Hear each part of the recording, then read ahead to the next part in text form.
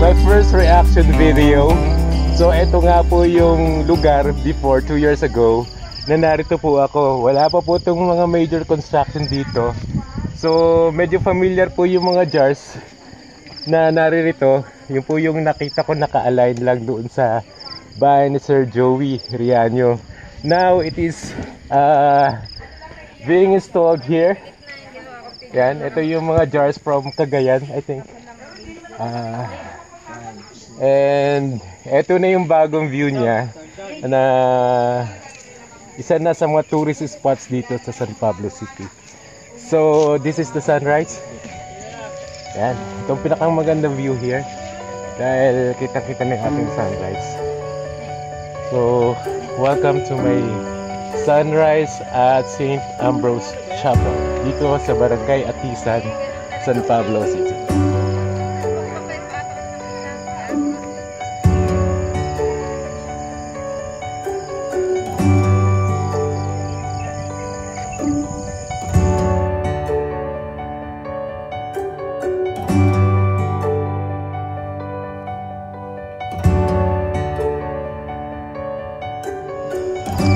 So one of the good things here is that yung kanilang ginawang upuan is rock. Ito, ang mga batong ito ay galing mismo dito sa bundok. So it was aligned perfectly dito. And then yung mga visitors, yung mga debotos, they can enjoy yung presence ng rock dito na galing talaga dito. Before kasi yung mga batong to naka-stack lang dito sa certain area dito. So ngayon yun nga nilagay na nila dito sa mismong chapel. So it was very a great idea for this, and napakaganda. Ayun nga, very relaxing talaga pagpunta nyo dito.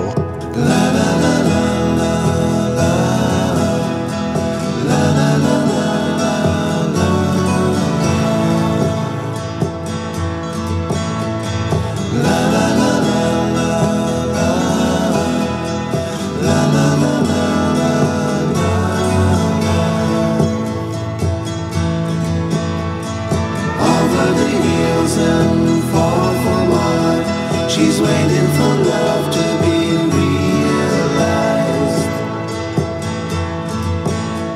I'll send her my heart covered as a gift, and hope that you'll take it into her side.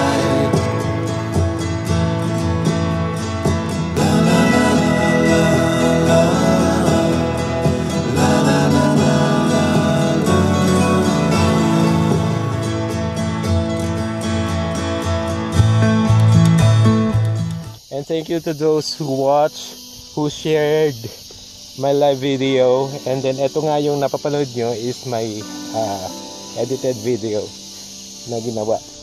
So I hope you like it, and you subscribe to my channel and share this video para mas marami pang mga turista, local and foreign tourists to witness this and experience this kind of very relaxing activity for you and your family.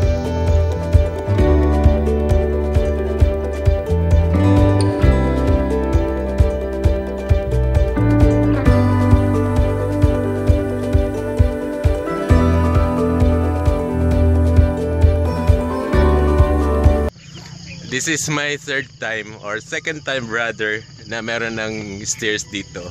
The first time was last 2 years ago, and since I had a very toxic week for my training sa climate reality training course, and then medyo marami tayong ginawa for the Bañadero River, and hopefully matuloy yung ating bayanihan sa Bañadero. So I need more strength, and kailangan ko rin ng konting workout. So we tried na pumunta dito sa St. Ambrose Chapel with some friends here. Yada! Yay! We have Yanni, we have Jay, and Julius there. Boss Julius! Yeah, si Julius.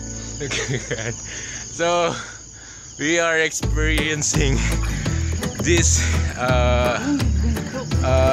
sunrise. At ang maganda dito is utay-utay ng lumulutang yung mga kabahayan dahil yung ulap ay nag-uumpisa na mag-fade out. Ayun. So let's check on that.